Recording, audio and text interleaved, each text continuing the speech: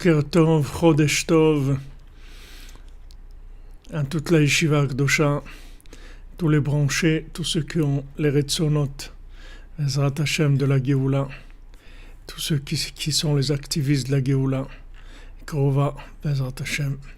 Très rapidement, on va voir la fin d'Amalek, Sot Rabbeinu. Comme Rabbeinu l'a dit, j'ai gagné, je vais gagner. Donc, Ezrat Hashem, on va très bientôt voir la fin d'Amalek. Il y a beaucoup de gens qui s'éveillent, qui prennent conscience de ce qui se passe. Et Baruch Hashem, tout ça c'est grâce aux gens qui se réveillent à Hatzot, ceux qui donnent la conscience dans le monde. Alors maintenant que le mois d'Adar commence, c'est le mois où on se prépare à la Géoula. C'est la révélation de la Torah cachée. Bezrat Hashem. Voilà, comme vous dites, Rana, on s'accroche. Chaque jour, c'est des nissim, des niflaot. Qu'Hachem, il nous donne le mérite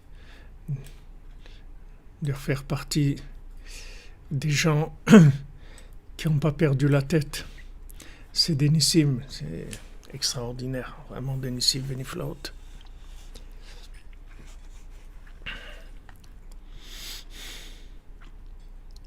Baruch Hashem.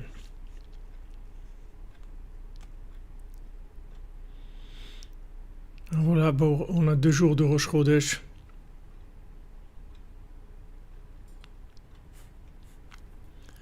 Et ça, c'est un grand cadeau. La veille de Shabbat et Shabbat.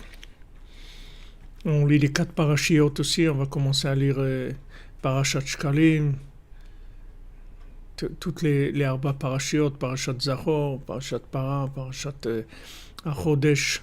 Les 4 parashiot par rapport aux 4 malchuyot, pour réparer les 4 malchuyot, les 4 royautés d'Hachem, pour pouvoir avoir la Géoula. Alors Rabbeinu, il a dit que maintenant tous les commencements ils sont à Pessah, ils sont à Purim, et que la Géoula Charona, elle va être sur le schéma de Purim, c'est-à-dire une Géoula dans la Simcha, pas une Géoula où on va se sauver en cachette. Il n'y aura rien à cacher. On va annoncer la couleur, on va dire voilà ce qu'on veut, voilà ce qu'on est, voilà où on veut arriver. Bezrat Hashem.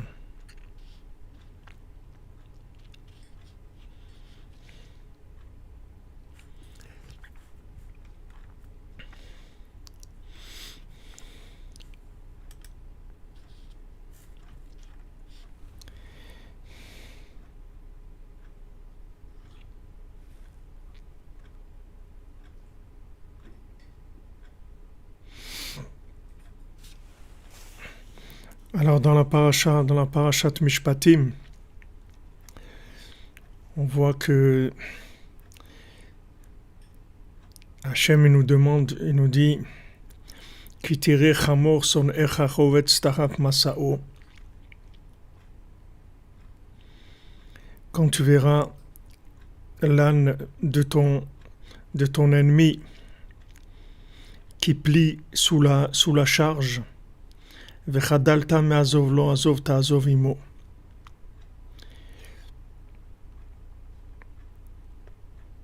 Ne te détourne pas, ne t'empêche pas de l'aider. Aide-le, tu l'aideras avec lui. Donc ça c'est une mitzvah de la Torah qui nous dit que même si c'est ton ennemi et tu le vois qu'il essaye de lever un poids et que c'est dur pour lui, alors aide-le. La Torah dit Vechadalta me'azovlo, tu vas pas l'aider, tu vas le laisser comme ça. Aide-le. Azov ta'azov imo, ça veut dire aide-le.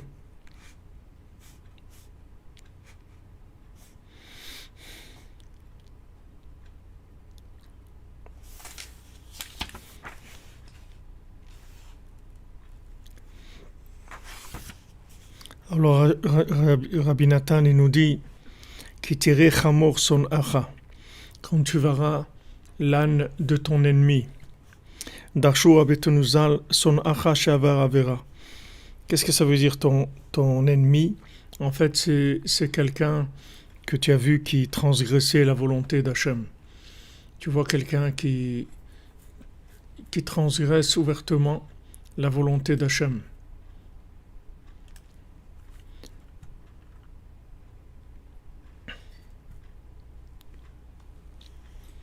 Vezeu rovetz tachat masao, c'est-à-dire il plie sous le poids. C'est difficile de l'élever et de le faire monter tellement qu'il a un poids lourd sur lui. C'est-à-dire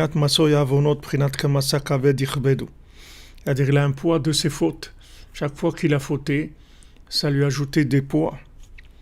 Et il n'arrive pas à se relever parce que il a tellement fait de bêtises il plie sous le poids de la conscience, sur le poids du fait d'avoir fauté. Rabbi nous rapporte dans l'écoute Moran, il dit que tout le problème qu'on a de la destruction du temple, c'est que quand il y avait le temple, alors on pouvait aller au temple pour expier les fautes. S'il y avait des fautes, alors on allait au temple et on amenait des sacrifices pour expier les fautes. Et que quand il n'y a pas le temple, alors les gens ils restent avec le poids de leurs fautes. Si maintenant les gens ils n'utilisent pas leur bouche pour prier, pour demander pardon à Hachem, alors ce poids des fautes, il s'amasse sur la personne.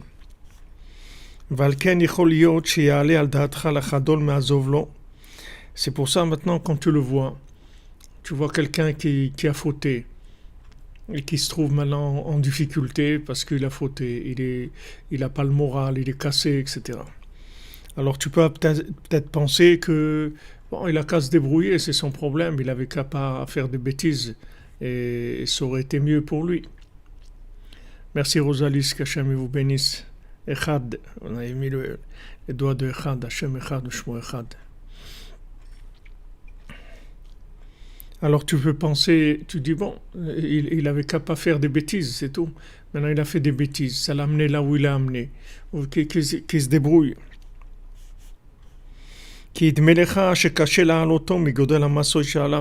Parce que tu as l'impression que c'est trop dur. Il a un poids tellement énorme sur lui que tu te dis comment je vais le sortir de là. Mais Hachem, il est miséricordieux et sa miséricorde, elle est très grande. Hachem, dans sa miséricorde, il te demande, il te dit aide-le avec lui, sois avec lui, aide-le à lever son poids.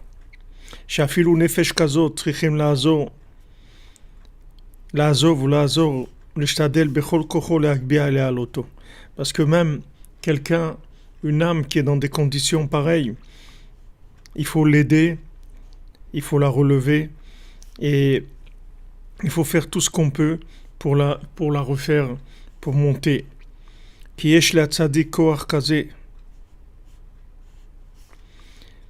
Parce que le tzaddik, il a une telle force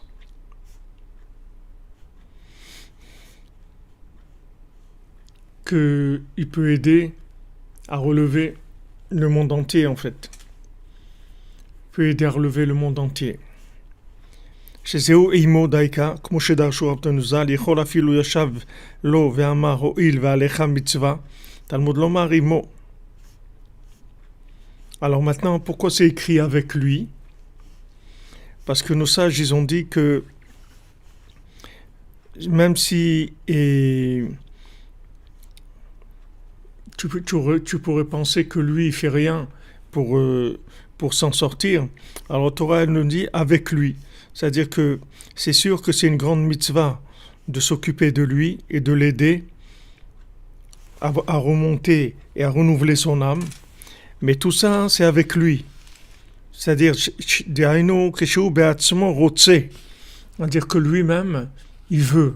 C'est-à-dire que lui-même, il a du ratson. Gamken la sok basé, le rachem al atzmo. C'est-à-dire que lui-même, il a pitié de lui-même. C'est-à-dire que lui-même, il veut s'en sortir. להשתדל בתקנת נפשו, לסלק המסוי הגדולה שעליו, רק שאי אפשר לו בעצמו, והוא מצפה למי שיעזור לו.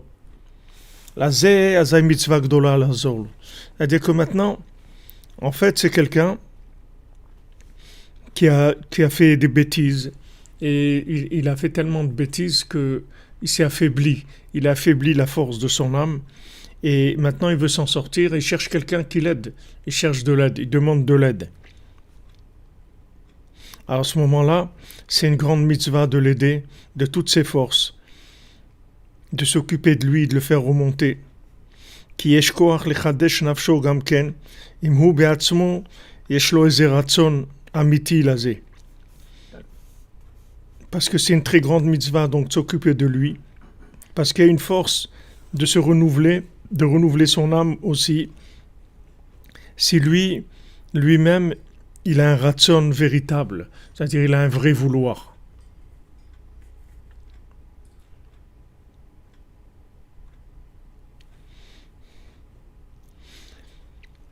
לעסוק בתיקון נפשו, אבל אם רוצה לסלק עצמו לגמרי, ואינו רוצה להשתדל בתיקון נפשו כלל.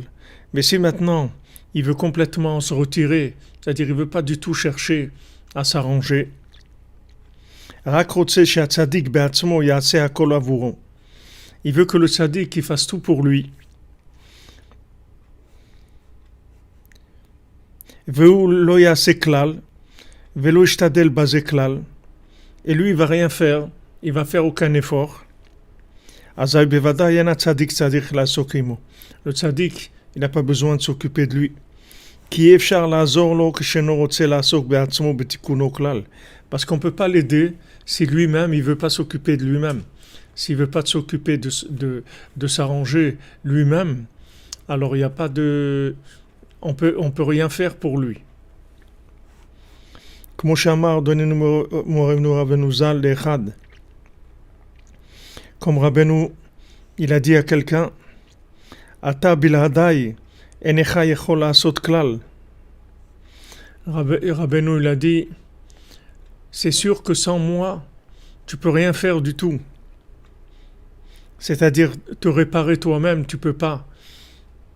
Comme il a dit, Paro à Yosef, Bila'adecha, sans toi, il n'y a personne qui va lever la main ou le pied, comme on dit, il ne va pas lever le petit doigt. Rien, il ne va rien pouvoir faire du tout sans toi. Aval gamani bil'adcha ene yechol lasot davar. Mais Rabbeinu, il a dit à cette personne, sans toi, moi aussi je ne peux rien faire. Haïnou, c'est-à-dire, Shim ata lo ta'aseh klal, parce que toi, si tu fais rien, bevadaï efshar li la'asot avucha hakol. Moi, je n'ai pas la possibilité de tout faire pour toi. Ki adam ou bal bechira, parce que l'homme, il a le libre arbitre. Vi efshar la'aloto, ki em ki yesh lo eze torerut me'atzmo. Et on ne peut l'élever, le faire sortir de là où il se trouve,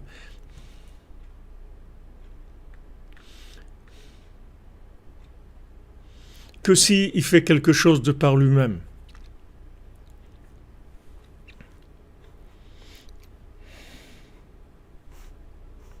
C'est ce que nous disent nos sages, c'est-à-dire que peut-être que lui s'assoit et il te dit, dans le cas concret de la halakha, quand il s'agit d'un âne qui est chargé avec de la marchandise et que le propriétaire il n'arrive pas tout seul parce que là l'âne est en train de plier sous le poids. Maintenant, lui, le propriétaire, il se tient de côté et il te dit, allez, s'il te plaît, relève mon âne, etc. Mais lui, il fait rien du tout. Il n'essaye pas. Alors la Torah, elle dit, il n'y a pas de mitzvah parce que c'est écrit, Azov ta'azov imo, c'est-à-dire tu vas l'aider, tu vas faire avec lui. Tu vas faire avec lui. C'est-à-dire que lui, maintenant, il essaye et toi, tu vas l'aider. Sinon, il n'y a pas de mitzvah.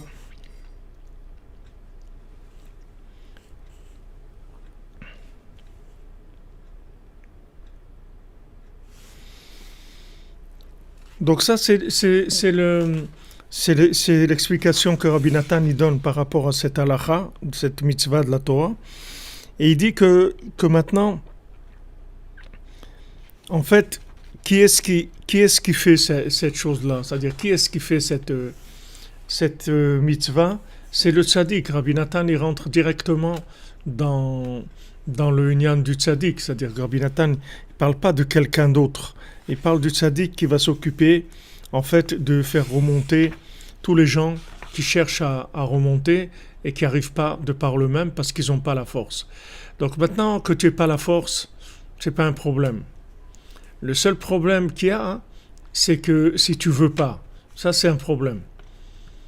C'est-à-dire que si tu veux pas et que tu fais pas quelque chose par rapport à ton vouloir, même si ton vouloir est très faible. Merci Violette Poème pour les diffusions des enseignements de Rabbeinu. Hachem vous bénisse, Bezat Hachem, Chodesh Tov, que des bonnes nouvelles pour vous et les vôtres. Celui qui va s'occuper, c'est le tzaddik, d'accord? Maintenant, le tzaddik, il va agir avec des individus qui vont être des élèves à lui, des gens proches de lui ou des gens qui vont lui servir d'intermédiaire pour faire ce qu'il a à faire. Mais le point de départ, c'est que la personne, elle est consciente, elle soit consciente qu'elle a un problème et qu'elle essaye de s'en sortir. Pourquoi ça doit être comme ça? Et si maintenant la personne elle est tellement tombée qu'elle veut plus elle veut pas s'en sortir, elle veut pas. Même si vous lui dites bon viens, je vais t'aider, tout, il dit non, je veux pas qu'on aide, ça y est, je laisse tomber tout ça, ça m'intéresse plus, etc. Pourquoi à ce moment-là on n'a pas la mitzvah de l'aider? Pourquoi si maintenant lui il essaye pas de relever son âne qui est en train de plier sous le poids de la marchandise qu'il y a dessus, pourquoi si lui il l'aide pas, pourquoi on va pas faire tout et même si lui il est de l'autre côté, pourquoi ce serait pas une mitzvah de l'aider? Ok, il fait rien du tout, alors on va faire pour lui, c'est tout. Mais en fait c'est pas ça qu'Hachem il veut. Hachem il veut que l'individu il utilise son libre arbitre. Maintenant, un shomiush baolam klal, c'est-à-dire le désespoir n'existe pas, c'est-à-dire que en fait, il n'y a aucune situation dans le monde qui est désespérée. Maintenant, la personne doit prendre conscience de ça, c'est-à-dire elle doit prendre conscience que en fait, n'importe comment qu'elle soit, peu importe combien elle est fautée, combien elle est faite des choses qui sont contre la volonté d'Hachem, elle peut toujours revenir. Il n'y a pas de point où on ne peut pas revenir, ça n'existe pas. Mais si quelqu'un n'a pas cette émouna-là, c'est-à-dire cette confiance dans Hachem, qu'il peut revenir, alors on ne peut pas l'aider. Parce que tout ce que Hachem y veut, c'est ce vouloir de la personne. Peu importe ce qu'elle peut faire, même si elle peut faire 1/1000 de ce qu'il y a à faire ou 1/100000. Le tzaddik, il va tout faire, comme on verra dans les Sipurim Asiot. Amen, Naïma Mouid, que les prières soient acceptées. Amen, Kenny Ratson, que des bonnes nouvelles chez vous, Bénat Hachem.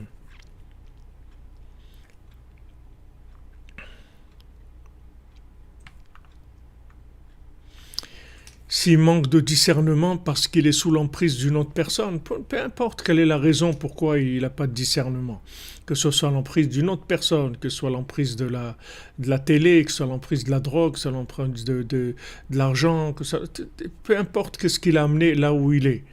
Le problème, c'est que si la personne n'a pas conscience qu'elle est réparable, alors on ne peut rien faire pour elle. C'est-à-dire il faut que la personne elle ait conscience que elle peut arranger. Et à ce moment-là, si elle a cette conscience-là, de ce point-là de départ, on peut démarrer. On peut faire et on peut la ramener complètement et on peut arriver à tout. Mais d'abord, il faut commencer avec ça. C'est-à-dire prendre conscience qu'on est réparable, que c'est réparable. Donc là, c'est pour ça que Rabbeinu, quand il a dit à Rabbi Nathan,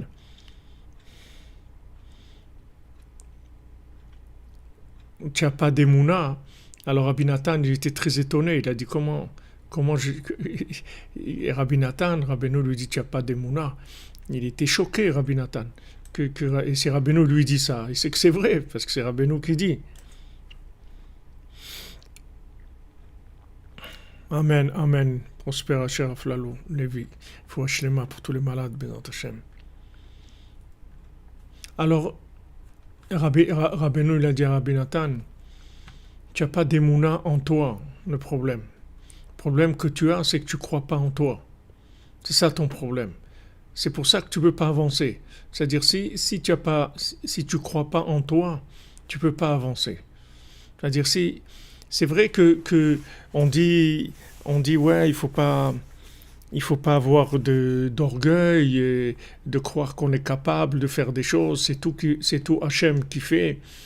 D'accord, c'est tout Hachem qui fait. Mais Hachem, il te donne la force à toi de faire cette chose-là. C'est-à-dire que c'est à toi qu'Hachem il donne la force de faire cette chose-là. C'est-à-dire tu es un Kéli, tu es un récipient pour recevoir de l'énergie d'Hachem. Et si tu n'as pas cette conscience-là, on ne peut rien faire. Parce que si tu ne penses pas que tu es un récipient qui est apte à pouvoir recevoir la délivrance divine, alors on ne peut rien faire du tout. Qu'est-ce qu'on va faire? On n'a pas. On voit dans la paracha au début qu'on parle de l'esclave. Quelqu'un qui s'est vendu. Il s'est vendu comme aujourd'hui tous les gens qui se vendent pour avoir un petit peu de liberté, pour pouvoir circuler normalement, etc. Tous les gens qui se vendent pour ça et qui vont jusqu'à même risquer leur vie pour un peu de liberté qui est en fait de l'esclavage. Alors on dit voilà, normalement, un esclave, tu peux le garder que 6 ans. La 7e année, il sort. C'est-à-dire que n'importe quel esclave, il est devenu esclave par une sphira, par une mida quelconque, sur laquelle il est tombé. Pardon. C'est-à-dire qu'il a eu un problème de comportement, pardon, qui a fait que il y a une sphira chez lui, un trait de caractère qui s'est tellement affaibli qu'il est vendu, c'est-à-dire il a plus la force de réagir. Il est complètement soumis sur cette chose-là. Alors pendant 6 ans, il va être esclave. Mais la 7e année, il faut que tu le libères. C'est-à-dire que maintenant, il a le droit, la 7e année, de sortir. Maintenant, s'il dit j'ai pas envie de sortir, il arrive la 7e année et il n'a pas envie de sortir. Et non, je suis bien là, je suis bien dans l'esclavage, je suis super bien. Alors ok, alors il reste, c'est tout. Et ça pendant un cycle de 49 ans. C'est-à-dire il peut faire ça pendant toutes les sphirotes, c'est-à-dire il va faire le tour des 7 sphirotes et il va passer l'esclavage dans ces 7 sphirotes-là. Il n'y a que quand il arrive le Yovel, c'est-à-dire le jubilé, le Yovel Agadol, la 50e porte, alors là il sort, même s'il ne veut pas. On le met dehors, c'est tout. Alors tu sors malgré toi. Même si tu ne veux pas, tu sors. Obligé de sortir, on n'a plus le droit là de le garder. Même s'il dit non, je veux rester, on n'a plus le droit. On n'a plus le droit de te garder. Esclave, tu dois sortir complètement. Alors, quand Rabbeinu, merci Michael Sebag, la grande tzedaka de Chatzot Laila Rabbeinu, c'est une grande tzedaka. C'est une tzedaka avec du cœur. C'est-à-dire que maintenant, quelqu'un qui s'est vendu à l'esclavage, parce qu'il a peur d'une chose ou d'une autre, il a peur de plus avoir de travail, il a peur de plus pouvoir fonctionner normalement, etc. Donc il se vend comme esclave.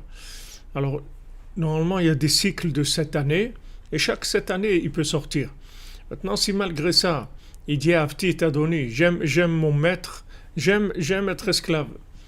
Je suis tranquille, il me donne un lit pour manger, pour dormir, il me donne de quoi manger, je suis tranquille. J'ai pas envie de sortir, j'ai pas envie de prendre de responsabilités. J'ai pas envie, j'ai pas envie d'être responsable. Je préfère m'appuyer sur quelqu'un. Donc lui, il a le droit de faire ça, seulement après, au bout de la 50e année, il sera obligé de sortir. Parce qu'on on le laissera pas terminer dans cette situation-là. Ça veut dire qu'en fait, il n'y a personne qui est intrinsèquement esclave. Ça n'existe pas. C'est-à-dire que tous les gens, n'importe quel individu, n'importe quel, même s'il n'a pas la force de lutter contre les Sahara, c'est qu'il il est libre en lui. C'est-à-dire qu'il a une liberté. Maintenant, même si cette liberté elle est enfouie dans des tonnes de lourdeur et de fautes et d'obscurité, de désespoir, tout ce que vous voulez, il y a toujours une possibilité de sortir. La preuve, c'est qu'au bout de 50 ans, il va sortir, même s'il ne veut pas.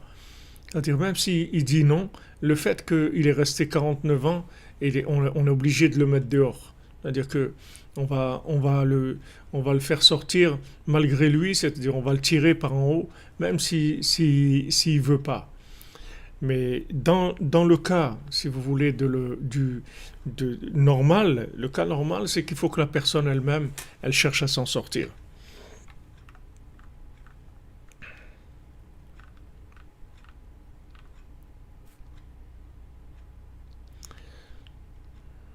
Alors là, Madame Gabali, ce que vous m'annoncez là, que votre beau-frère, Claude Menachem Ben Rachel, il est parti cette nuit. Bezrat Hashem, Baruch Dayan Haemet, que son âme, elle repose en paix, Bezrat Hashem. Tio Nishmato Tzora Vetzora Chaim, Bezrat Hashem, que tout se passe bien pour lui, que pour l'enterrement, pour tout.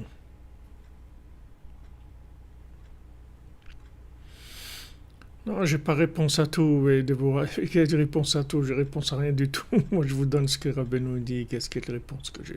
Rien du tout, pas. Seulement, Baruch Hashem, il y a le tzaddik, il est là pour nous aider, et il peut nous sortir de absolument de tous les esclavages dans lesquels on est. Il nous demande juste, on a juste besoin de vouloir. Dans les 7 mendiants, je vous disais tout à l'heure, quand ils ont demandé aux mendiants qu'est-ce que tu peux faire toi, il dit moi je peux faire tout ce que vous pouvez pas faire, moi je peux le faire. C'est-à-dire que on nous demande pas on ne demande pas de faire tout, on nous demande de faire ce qu'on peut, c'est tout. C'est tout ce qu'on nous demande. C'est-à-dire juste ce qu'on peut. On ne demande pas plus que ça. On demande de faire ce qu'on peut. Et avec ce peu qu'on peut, même si c'est un peu, ça suffit. Il n'y a pas de quantité. On n'exige pas de quantité. Il n'y a pas la moindre participation, quelle qu'elle soit, elle suffit pour que le tzaddik il puisse tirer la personne. Mais il faut une petite participation. La plus petite qu'elle soit. Donc ça, c'est, si vous voulez, ce qu'il faut arriver à trouver. C'est-à-dire, il faut trouver qu'est-ce qu'on peut faire. Et dans ce qu'on peut faire, après, ça suffit pour que le tzaddik qui vienne, et Azov ta Azovimo, c'est-à-dire il nous prend et il nous ramène et il nous répare entièrement. Et il y a un minimum de participation. Donc ce minimum de participation, il faut arriver. Parce que même à ça, c'est pas évident. C'est-à-dire dans ce qu'on vit aujourd'hui, dans ce qu'on passe aujourd'hui, vous voyez beaucoup de gens qui sont dans des situations où ils ont aucune idée de la force qu'ils ont en eux. C'est-à-dire ils sont complètement affolés, complètement apeurés, complètement ils savent pas du tout qui ils sont. Quand on arrive à promettre aux gens de leur donner un plat de manger s'ils se font vacciner, on va leur donner du manger, leur faire cadeau un plat de manger s'ils se font vacciner. Regardez jusqu'où on va comme Esav qui dit non, moi donne-moi un plat de lentilles, c'est tout ce que je veux. Le reste, ça m'intéresse pas. C'est-à-dire jusqu'où on peut amener un individu, jusqu'où on peut le faire ramper et lui faire perdre sa dignité, son honneur, son ambition, sa grandeur, alors qu'un être humain, c'est une créature d'Hachem. C'est une noblesse extraordinaire. C'est un roi, c'est une reine, c'est des gens qui sont extraordinaires. Jusqu'où on peut réduire l'individu? Jusqu'où on va réduire l'individu? Jusqu'où on va amener l'individu? Jusqu'où on peut on voit que les systèmes, ils sont arrivés à endormir les gens pratiquement totalement. C'est-à-dire qu'ils sont les gens ils sont endormis, ils ne se rendent pas compte de ce qu'on est en train de leur faire. Et même s'ils se rendent compte un petit peu, ils n'ont pas la force de voir ça. C'est trop compliqué. C'est une responsabilité qui est dure à vivre, de prendre, de réagir, de dire non au système, de dire non, je veux rester moi-même, j'ai des idées et je ne pense pas que c'est ça que je dois faire. C'est dur de dire ça. Il y a des gens qui n'ont pas la force. Ils se plient au système.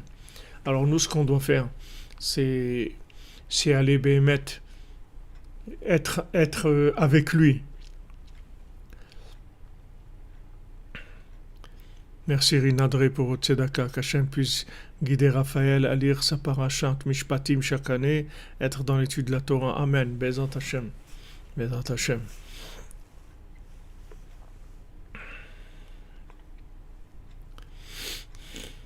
On a besoin de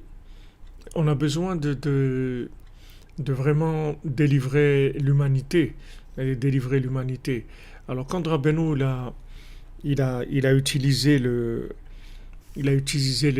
conte. Les contes, c'est vraiment pour aller complètement à l'intérieur de la personne et éveiller en elle le vouloir. Et puisque maintenant, tout le principe des contes, c'est-à-dire qu'on voit dans le premier conte, c'est que il est tombé des 70 facettes de la Torah, c'est-à-dire qu'il est tombé de tous les accès possibles. C'est-à-dire il n'y avait aucun accès, c'est-à-dire rien qui lui parlait. Les facettes, ça veut dire qu'il n'y avait aucun angle qui pouvait faire en sorte qu'il se sente concerné et qu'il ait envie de s'en sortir. Il y a rien qui lui parle, c'est-à-dire il trouve rien qui lui parle. Alors Rabbeinu il a amené les Sipurim Asiyot qui incluent les 70 facettes de la Torah, mais qui sont sous une forme de conte, c'est-à-dire que c'est pas quelque chose qui s'adresse à notre logique, parce que si ça s'adresse à notre logique elle est capable de tout démonter, de dire c'est pas possible, etc. C'est-à-dire que la logique, elle est capable de traiter toujours négativement les choses. Mais quand maintenant l'énergie, elle va aller directement dans le cœur, elle va éveiller la personne. Maintenant, qu'est-ce qu'on demande? Pas grand-chose. Juste j'écoute, ma vie change, c'est tout. Juste j'écoute, c'est tout. J'écoute. Ça c'est le ratson qu'on nous demande. C'est le minimum du ratson, c'est qu'il y a de l'écoute. C'est pour ça que si l'esclave il veut pas sortir, alors on lui poinçonne l'oreille. Pourquoi on lui poinçonne l'oreille? Parce que en fait, comme on dit, il est dur d'oreille, c'est-à-dire il veut pas écouter. C'est-à-dire il se ferme aux appels d'Hachem. Il se ferme à ceux qui veulent l'aider. Donc c'est pour ça qu'on lui poinçonne l'oreille. Alors le Sipurim Asiyot, les contes, la Megillat Esther, c'est ce qui va réveiller des gens qui sont complètement endormis, c'est-à-dire qui n'ont aucune conscience de leur existence. En fait, qui ne savent même pas qu'ils sont vivants. Ils ne savent même pas qu'ils sont vivants, parce que quand quelqu'un est capable de servir de cobaye pour un vaccin, ça veut dire vraiment que sa vie, elle vaut rien du tout à ses yeux. Elle n'a aucune valeur. Parce que n'importe qui est attaché à la vie, il va pas être d'accord. Il va dire, je veux pas faire servir de cobaye, ça m'intéresse pas. Je veux pas. Je veux pas servir d'expérience. Pourquoi je veux servir d'expérience? J'ai ma vie, ma vie est importante. J'ai des choses à faire. J'ai ma vie. J'aime la vie. Tellement, tellement on peut arriver à amener quelqu'un tellement de youch, tellement de désespoir, tellement d'esclavage, que la personne, elle est prête à être cobaye, avec tous les risques que ça entraîne. Et la personne, elle n'est pas du tout, elle n'a pas un problème avec ça, parce que sa vie, elle vaut rien à ses yeux. Il est complètement dévalorisé, tellement il a fauté, tellement il a été manipulé, il a été tellement influencé par des efforts extérieurs, des systèmes qui l'ont complètement lavé le cerveau, que la personne, la vie n'a aucune valeur à ses yeux. Mamache, aucune valeur. Il n'y a aucune réaction. C'est-à-dire, on lui dit, bon, on va tenter des expériences sur toi. Et tout. Il dit, bon, d'accord, c'est ça qu'il faut faire, il n'y a pas de problème. Parce qu'il n'est pas conscient de la valeur de sa vie. Mais s'il n'y a pas ça, on ne peut pas commencer. Avec quoi vous allez commencer? Si la personne elle a pas une estime d'elle-même, qu'elle vaut quelque chose, que vous allez commencer quoi? Vous ne pourrez rien commencer. Donc il faut en fait aller au plus profond de la personne, la réveiller malgré elle. C'est-à-dire ne pas tenir malgré elle, ça veut dire pas malgré elle de son âme, malgré elle de son cerveau, pas de son âme. Parce que l'âme, elle est réveillée, elle n'a pas un problème. Ce qu'il y a, c'est que le cerveau, il a complètement intoxiqué l'individu jusqu'à qu'il est désespéré. Il est désespéré par son système analytique. Donc maintenant, il faut trouver comment on va dépasser le système analytique, c'est-à-dire qu'on ne va pas se faire repérer par le cerveau et on va rentrer directement dans le cœur et on va envoyer des messages au cœur d'éveil. On va envoyer des messages d'éveil au cœur. Et quand le cœur il va démarrer avec ces messages-là, après on va l'aider et il pourra dominer le cerveau et pourra sortir. Mais quand le cerveau est dans l'état où il est aujourd'hui, c'est-à-dire qu'il a été complètement intoxiqué par l'imagination, c'est-à-dire il n'arrive pas du tout à réagir. Il réagit pas du tout parce que aujourd'hui il n'y a pas de réalité. Il n'y a pas de réalité. La réalité, elle est virtuelle. C'est-à-dire les gens, ils ne savent plus qu'est-ce que c'est de la réalité. Tout est virtuel dans la vie des gens. Il n'y a pas de quelque chose de réel. Ils ne savent pas ce que c'est quelque chose de réel. La réalité, c'est du virtuel. Donc, vous ne pouvez pas discuter avec quelqu'un et essayer de le convaincre, de lui donner des valeurs, etc. Parce que tout est virtuel. Donc, ça donne aucune réaction, si vous voulez. Vous pouvez discuter tant que vous voulez, il n'y a pas de réaction. Ce qu'il faut, c'est arriver à toucher directement le cœur en évitant le cerveau, complètement. Donc ça, c'est ce que Rabbeinu a fait quand il a amené les Sipurim Asiyot. Il a dit, je vois que les enseignements classiques, avec la méthode classique, elles n'arrivent pas à vous faire sortir de là où vous êtes. Donc maintenant, je vais raconter des contes.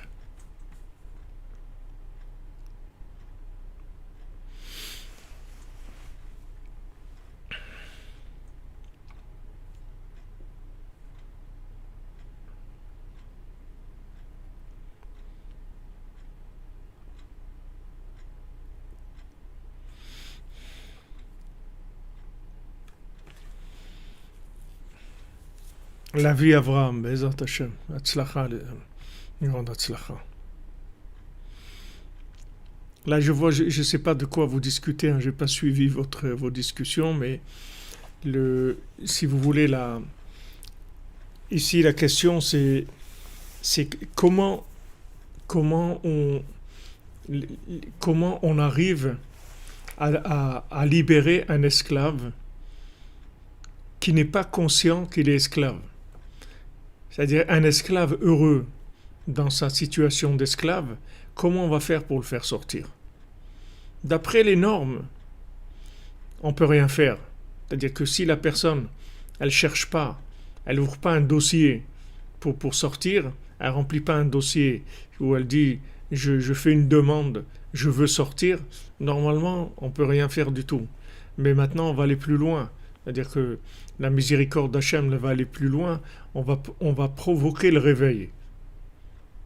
Comme Rabbeinu l'a dit, il a dit, ok, si quelqu'un qui ne voulait pas, Rabbeinu dit, mais est-ce que tu veux vouloir? Est-ce que tu voudrais vouloir? Imagine-toi vouloir être libre. Est-ce que ça te plaît comme idée? Alors il a dit oui, vouloir, je veux. Il dit alors, si tu veux vouloir, ça aussi c'est bien. C'est-à-dire que maintenant, dans le schéma de là où on est, vous avez la personne, il y a son âne qui est en train de se plier sous le poids de ce qu'il y a de la charge. Maintenant, la personne, elle lève rien du tout. Elle va pas lever, elle va même pas essayer de lever. Mais on lui dit, est-ce que tu voudrais essayer de lever? Il dit oui, j'aimerais, mais j'arrive pas. J'arrive pas, même pas à me lever pour essayer de lever. Alors maintenant, avant, quand on voyait une personne comme ça, alors il n'y a rien à faire pour elle. Parce que du moment où elle fait pas ce qu'elle peut faire, alors on peut rien. La Torah nous dit, tu n'as aucune obligation de l'aider, parce que lui-même, il fait pas quelque chose, ce qu'il peut. Mais maintenant, si on arrive à savoir que cette personne-là, en fait, c'est parce qu'elle n'est pas consciente de sa force. Elle ne sait pas. Elle ne sait pas qu'elle peut faire quelque chose. Et qu'on va essayer d'éveiller en elle le vouloir, le ratson. On va réveiller ce ratson, ce vouloir chez elle. Alors à ce moment-là, ça va être autre chose complètement. Donc Rabbeinu, quand il a vu les âmes qui viennent dans le monde,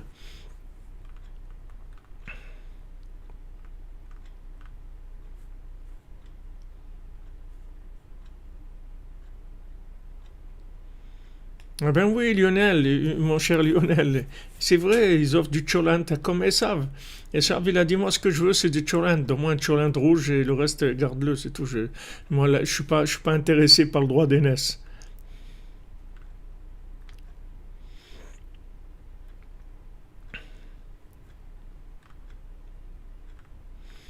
Allez, Rosh Chodesh Tov, une pensée pour la communauté du tremblement de terre d'Agadir il y a 61 ans. Eliud Nishmatam.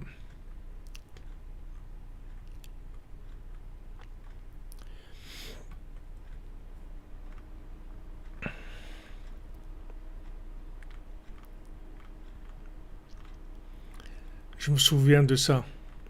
Tremblement de terre d'Agadir.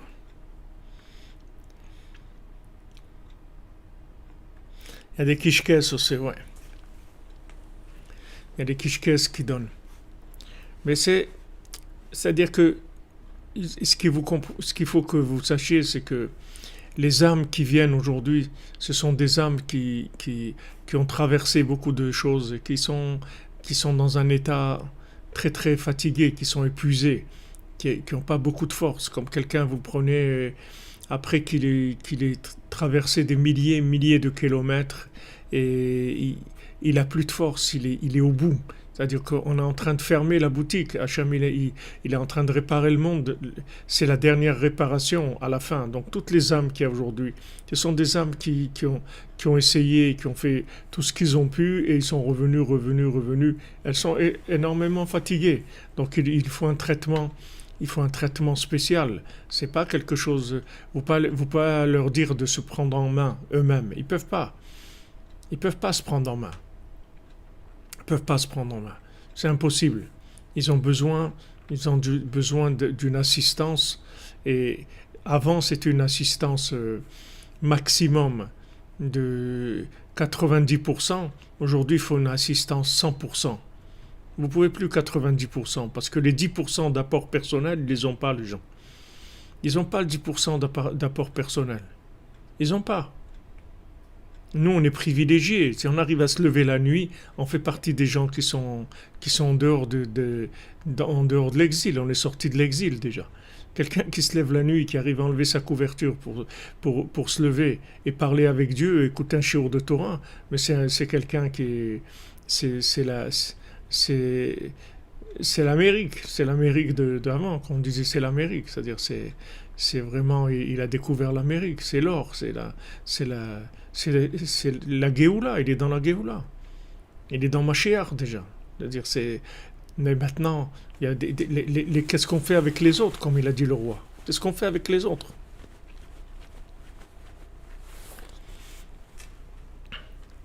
Voilà Jean-Luc Terrier, exactement, tout ce que la mitzvot, merci pour votre tzedaka et comme vous dites le baltfila, le fait que la personne a dit qu'est-ce que je peux faire, alors pour ça c'était déjà un début de tchouva, exactement. Le baltfila, il a continué. Merci Jean-Luc Terrier de ce que vous amenez parce que c'est dans ce qu'on a exactement là où je veux arriver. C'est le baltfila, il parle avec des gens qui sont vendus au système complètement. Ces gens-là qui sont dans le pays de l'argent, qui sont dans le pays de Amalek, ils sont vendus complètement au système. Ils ont plus rien. Amen, Christophe Daer. Sois béni toi aussi. Sois béni, mon ami, qu'Hachem il te bénisse, qu'il soit avec Rabbeinu tout le temps, que tu arrives à réaliser tous tes projets, Bézat Hachem. Le Baltfila, il voit que les gens ils sont perdus.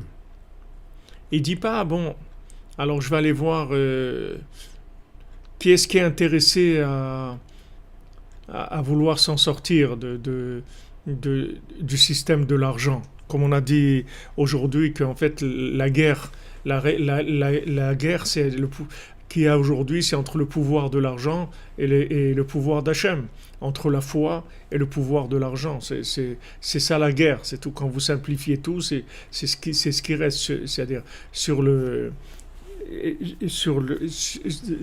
ring, c'est-à-dire là où les gens ils sont en train de se battre, c'est ça. C'est-à-dire il y a les deux adversaires, c'est d'un côté Amalek avec le pouvoir de l'argent, d'un autre côté Hachem.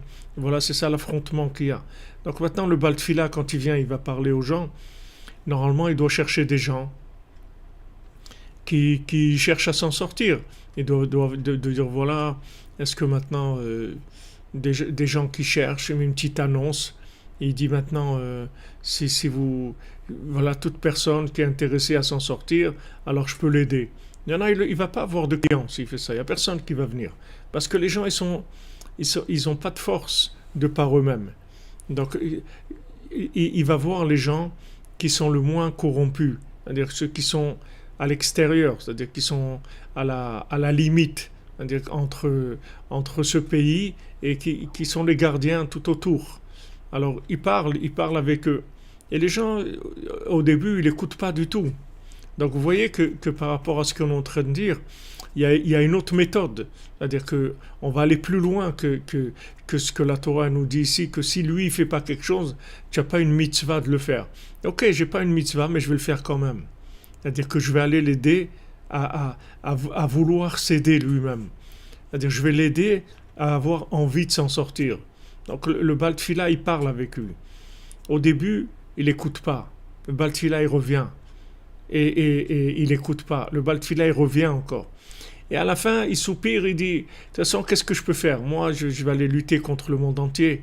Comme on dit maintenant, moi je vais lutter contre Bill Gates, je vais lutter contre les vaccins, je vais lutter contre Pfizer, contre ces géants de l'argent, de l'esclavage. Je ne peux pas lutter, qui je suis moi. Alors dès que le Baltfila il entend ça, alors ça va, il est content déjà. Parce que le fait qu'il dit, en fait, pourquoi maintenant j'essaye même pas de faire quelque chose, c'est parce que j'imagine pas que je peux faire quelque chose. Parce que je vois la chose comme étant trop lourde, comme il dit ici. C'est-à-dire c'est trop lourd pour moi, je peux même pas commencer à lever cette chose-là. Quand on lui dit, mais voilà, tu as l'âne qui est là en train de plier sous le poids, tu fais rien du tout. Il dit, je peux pas. Moi, je peux pas lever 10 grammes, tu veux que j'aille lever, il y a 500 kilos de marchandises, je peux rien faire du tout. Je peux rien faire. Alors, le Baltfila, quand la personne, elle lui dit, en fait, je peux rien faire, c'est pour ça que je veux pas, alors le Baltfila, il est content. Parce que c'est exactement, c'est-à-dire, ce qu'il attendait pour pouvoir rentrer. C'est-à-dire que maintenant, la personne, elle dit voilà, Pourquoi je veux pas? Parce que je crois que je peux pas. Qui je suis, moi, pour aller lutter contre tous ces gens-là? Je suis rien du tout. Donc c'est pour ça c'est pour ça que je veux pas. Parce que je peux pas, c'est tout. Je me suis résigné, en fait. Je me suis résigné à une réalité. Maintenant, on te dit, voilà, si maintenant tu ne te vaccines pas, tu ne pourras plus travailler. Tu ne pourras plus mettre tes enfants à l'école. Tu ne pourras plus rentrer dans des magasins, puisqu'ils vont mettre des amendes aux gens au magasin, qui laissent rentrer des gens non vaccinés chez eux. C'est-à-dire que la personne dit, mais je ne peux pas, qu'est-ce que tu veux que je fasse? Qu'est-ce que je peux pas, c'est trop lourd pour moi. Mais si la personne, elle exprime ça, elle dit que la raison pour laquelle elle veut pas, c'est parce qu'elle peut pas, ça y est, on est rentré déjà. On est rentré, c'est-à-dire on est dedans déjà. À partir de ce point-là, on va pouvoir commencer à travailler. Ce point-là, ça suffit pour reconstruire complètement l'individu. Parce que on va lui faire prendre conscience que, en fait, ce qu'il a besoin, c'est pas de mettre la main à la pâte, c'est pas d'aller vers l'âne et d'essayer de relever l'âne. Ce qu'on va lui faire comprendre, c'est que juste, il va vouloir le faire et ça nous suffit. Juste, il va le vouloir. C'est pour ça que la 50e porte, c'est pour ça que la 5e porte, la personne, elle va sortir malgré elle. Qu'est-ce que ça veut dire, elle va sortir malgré elle? Pourquoi maintenant, dans les 49 portes, elle dit non, non, non, elle reste? Et pourquoi la 50e porte, on la met dehors, malgré elle? On dit non, tu sors maintenant. Même si tu veux rester, tu sors quand même. Tu restes plus. Qu'est-ce que ça veut dire que dans la 50e porte, elle sort? Ça veut dire que dans la 50e porte, on va déclencher chez la personne le ratson, le vouloir. On va apprendre à la personne à vouloir, malgré qu'il n'y a pas de pouvoir. On va lui apprendre à vouloir. Alors qu'avant, elle ne savait pas. Elle ne savait pas. Pour elle, s'il n'y a pas de pouvoir, il n'y a rien. C'est tout. Le vouloir en soi, c'est rien du tout. C'est quelque chose qui n'a... Elle ne sait même pas que ça existe. Que le vouloir, ça peut avoir une valeur quelconque.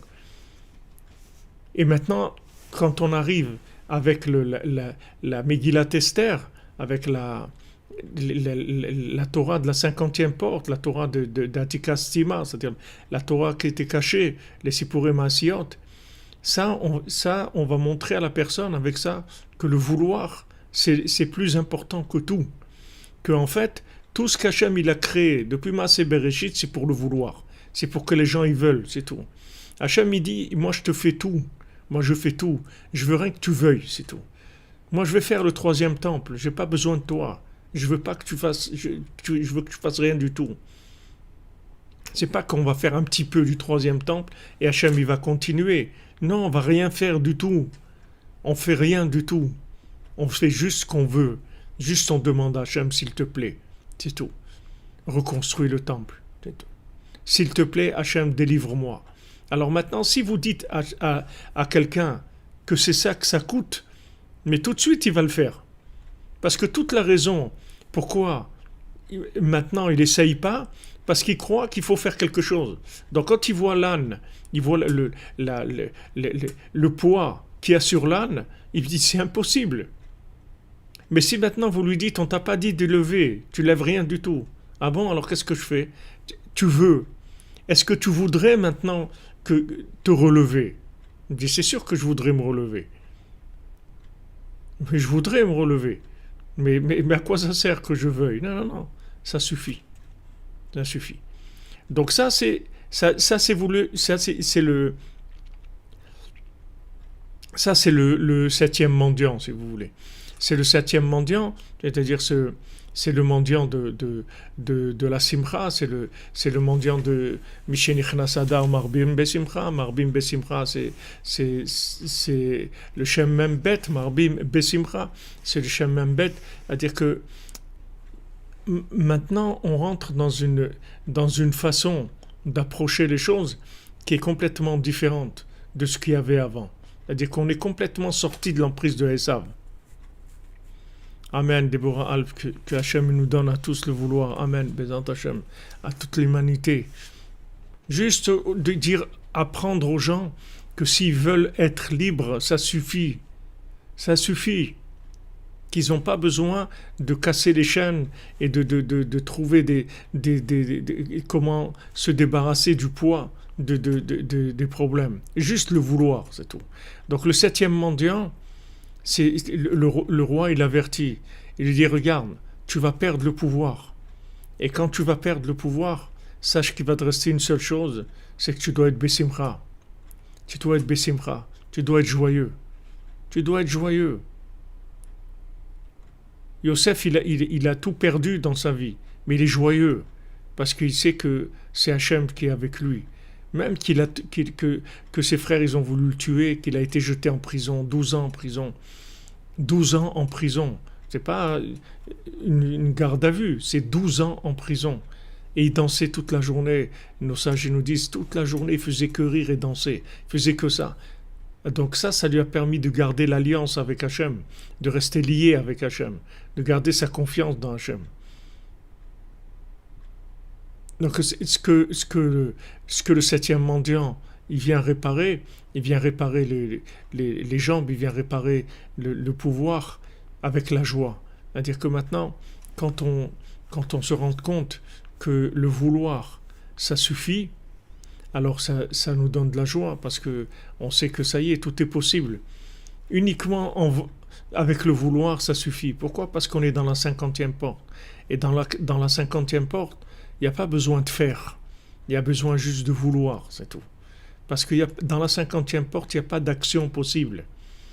Il n'y a pas de main dans la 50e porte. Il n'y a pas de midot. Il n'y a pas ni chesed, ni gvura, ni tiferet, ni tzach, ni hod, ni yesod. Il n'y a pas de sphirot. Il n'y a pas de midot. Il n'y a pas de caractère. C'est-à-dire, il n'y a pas de moyens. Il y a juste le vouloir, c'est tout. C'est pour ça que l'esclave, il sort à la 50e année. Quand il y a le jubilé, le yovel qui arrive, il sort. Tout est libéré. Tout est libéré automatiquement. De fait. C'est de fait. Il n'y a plus de possibilité de revenir en arrière.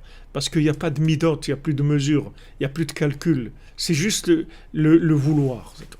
Alors on est dans la 50e porte de la Touma, c'est-à-dire ce qui se passe aujourd'hui, c'est l'attaque de la 50e porte de la Touma. Merci Sylvia Toviekou, qu'Hachem vous bénisse. Et on est dans la 50e porte de la Touma, la 50e porte de l'impureté. Et la 50e porte de l'impureté, c'est le désespoir, si vous voulez. C'est ça le 50e porte de l'impureté. C'est-à-dire de décourager les gens en leur montrant, en leur faisant croire qu'il faut qu'ils fassent quelque chose. Et comme ils ne peuvent pas le faire, alors ils arrêtent de vouloir. Ils imaginent même pas qu'ils peuvent vouloir. Uniquement que ça peut avoir une valeur de vouloir. Alors la 50e porte, elle vient vous apprendre que non seulement le vouloir, c'est quelque chose qui est important et qui peut vous aider à vous en sortir, mais c'est plus important que le pouvoir. C'est plus important que le pouvoir parce que une fois que maintenant vous n'avez plus de pouvoir, alors vous allez vous adresser au seul qui a le pouvoir, qui a Malchut Shel Cha'i. Vous allez couronner le roi. Vous allez donner la couronne au roi. C'est-à-dire vous allez dire, Hachem, nous on a le vouloir et on te veut comme roi et on veut que ce soit toi qui fasses ce qu'il y a à faire parce que nous on ne peut rien faire de toute façon. Il n'y a que toi qui peux faire. Parce que tout ce qu'on pensait avant qu'on pouvait faire, en fait c'est lui qui nous donne la force de faire.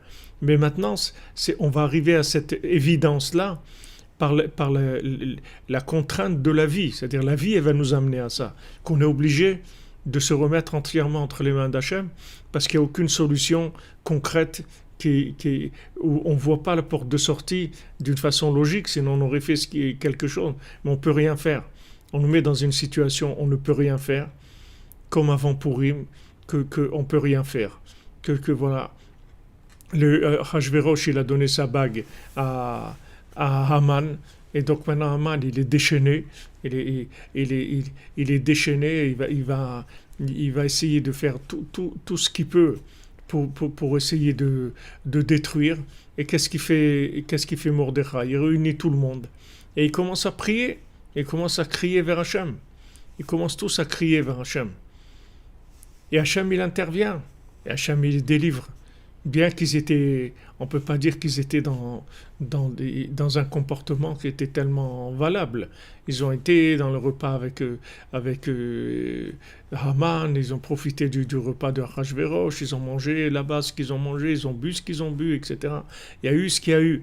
Hachem, il les a délivrés. Pourquoi? Parce qu'ils ont reconnu que maintenant le seul pouvoir, c'est le pouvoir d'Hachem. C'est-à-dire on crie vers Hachem parce qu'on sait qu'il n'y a que lui qui peut intervenir. Mais on ne peut rien faire.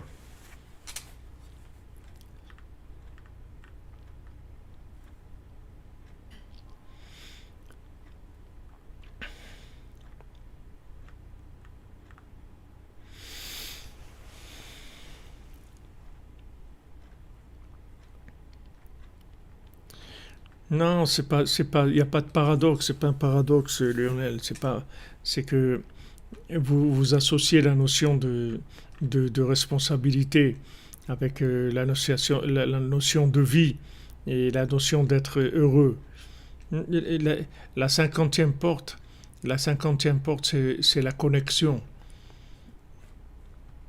C'est pas la responsabilité, c'est la connexion.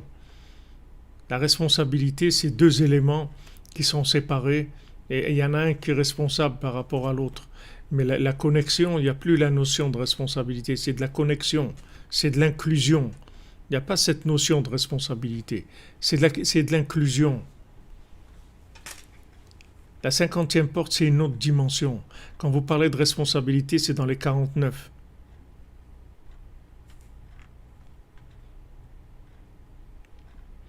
Ah ouais, Jean-Luc Terrier, c'est gentil à vous pour me faire rire. Rosh Chodesh Adar, c'est gentil. Pour rigoler, c'est une bonne blague, oui, vous avez raison.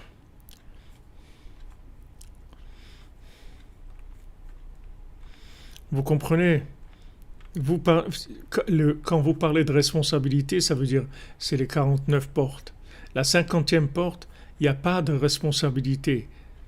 C'est l'inclusion dans Echad. Il y a plus de notion de responsabilité. Notion de responsabilité, ça veut dire que les éléments, vous voyez, c'est comme toutes les sphirotes. Tous les éléments, ils sont ce qu'ils sont, c'est-à-dire ils sont chesed, ils sont gvura, rigueur, bonté, toutes les sphirotes. Et elles ont un tuyau qui fait qu'elles échangent entre elles. Mais chacune, elle est responsable de son identité. C'est-à-dire la bonté, il faut qu'elle soit la bonté. La rigueur, il faut qu'elle soit la rigueur. Mais la cinquantième porte, il n'y a pas cette notion-là. C'est-à-dire ces notions-là, c'est-à-dire ces aspects-là, ils disparaissent complètement. Il n'y a que Hachem, Echad, c'est tout. Il n'y a plus de forme de chesed ou de gvura. Il n'y a plus ça. C'est pour ça que Haman et Mordechai, c'est la même chose à Purim. Il n'y a pas de différence entre Haman et Mordechai. Maintenant, comment vous pouvez arriver à ça? Vous ne pouvez pas arriver si vous êtes dans les 49 portes et vous dites ça, on va vous prendre pour un fou. C'est-à-dire quelqu'un qui dit, attends, Haman et Mordechai, c'est la même chose, mais tu rigoles, Haman, il veut tuer les gens, Mordechai, il veut les sauver, tu dis que c'est la même chose. Parce que dans les 49 portes, oui, c'est pas la même chose du tout. C'est l'opposé de l'autre. Mais dans la cinquantième porte, c'est la même chose. C'est-à-dire qu'il n'y a plus marche avant et marche arrière. C'est Echad, c'est tout. On va vers Echad. C'est-à-dire tout le bien qui est dans Amalek, qui venait du ribouille or, comme on l'a expliqué, tout ça, il sera inclus dans Shem. Donc il n'y a plus d'apparence solaire et lunaire. C'est Echad, c'est tout.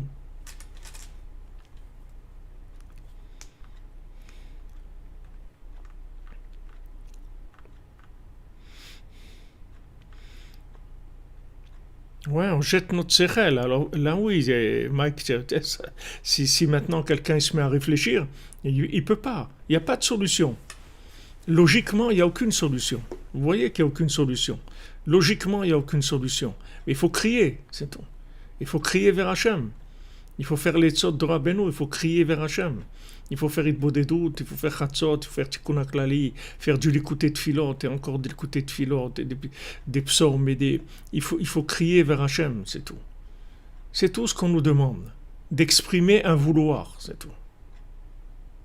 Est-ce que tu veux, c'est tout. Et même celui qui veut pas, en fait, ça n'existe pas quelqu'un qui veut pas. C'est quelqu'un qui a tellement été écrasé que comme il peut pas, alors il peut pas imaginer que de vouloir, ça peut servir à quelque chose. Mais si maintenant vous lui apprenez que de vouloir, ça suffit, et que même que le vouloir, il est plus grand que le pouvoir, parce qu'en fait le pouvoir, c'est un résultat du vouloir, alors la personne, vous l'avez délivrée complètement. C'est pour ça que en fait, c'est écrit Azov ta'azov aimo, c'est-à-dire avec lui. Je reste avec lui. Je reste avec lui. Mais regarde, il fait rien. Non, ça fait rien. Je reste avec lui. Le Baltfila, il vient, il lui parle. Et il dit, arrête de me parler de ça, laisse-moi tranquille, moi je travaille pour le gouvernement, les trucs. Et il revient, il lui parle encore. Parce qu'il peut parler avec lui, parce qu'il est un peu vers l'extérieur. Donc il peut lui parler. Dedans, il ne peut pas rentrer, parce qu'il n'y a personne là-bas, c'est des gens qui ils vont le tuer. Si ça, il le cherchait d'ailleurs pour le tuer, le Balatfila, parce qu'il s'est dit, qu'est-ce qu'il est venu faire celui-là? Pourquoi Rabbeinu, ils ont été contre lui? Pourquoi ils voulaient tuer Rabbi Nathan? Parce qu'il est rentré dedans, il est dans le système. Il a dit, attendez, là, ça ne marche pas. Mais maintenant, ceux qui sont à l'extérieur, c'est-à-dire à l'extérieur, ça veut dire que c'est des gens qui sont là par la force des choses, qui sont pas des grands mordus du système, des grands croyants du système. Ils sont là parce que bon, ça tourne. Alors lui, ces gens-là, le Baltfila, il vient parler avec eux. Et au début, ils n'écoutent pas, mais après, il dit, mais de toute façon, qu'est-ce qu'on peut faire? Et il dit, qu'est-ce qu'on peut faire? C'est ça ton problème. Alors je vais t'apprendre, il n'y a rien à faire. Viens, je vais te faire goûter. Je vais te faire goûter les ma'achalim, les plats, la Torah du tzaddik, je vais te faire goûter les sipurim asiot et tu vas voir ce que c'est. C'est-à-dire que tu vas voir comment il n'y a rien à faire. Il y a juste à vouloir, c'est tout. Et avec ce vouloir, tu vas arriver à tout. Et c'est ça que Azov ta'azov imo, c'est-à-dire avec lui, tu ne le lâches pas. Tu ne le lâches pas. Il dit, ouais, mais moi, je veux pas lever, je veux rien faire. Ok, c'est pas grave. C'est pas grave. Ne fais rien.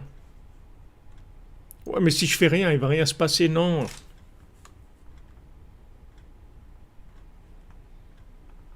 Tu vas voir qu'il va se passer beaucoup de choses. Juste avec le vouloir. Il va se passer beaucoup de choses. Parce que avec le vouloir, tu donnes le pouvoir à Hachem. Et quand tu donnes le pouvoir à Hachem, Hachem, il peut tout faire. Il n'a aucun problème de détruire Haman, de détruire Amalek, seulement il faut que tu lui donnes le pouvoir. Vraiment. C'est-à-dire que tu reconnaisses que tu es impuissant, mais que tu veux la vérité. Tu veux que les choses elles soient comme il faut, mais que tu n'as pas les moyens. Donc là, tu remontes à l'arbre de la connaissance du bien et du mal, d'où vient Haman, Haminaetz, lui vient de là-bas, et là-bas, tu le dévitalises à sa racine. Après, il n'a plus rien. C'est-à-dire que maintenant, quand tu dépasses la logique, et Haman, il est terminé. Il ne peut rien faire du tout. Il n'a aucune possibilité d'agir. Donc, voilà quand on rentre dans la simcha de Hadar, qu'on va vers Purim, on va vers la destruction de la logique. Parce que c'est la seule chose qui nous empêche de donner le pouvoir à Hachem.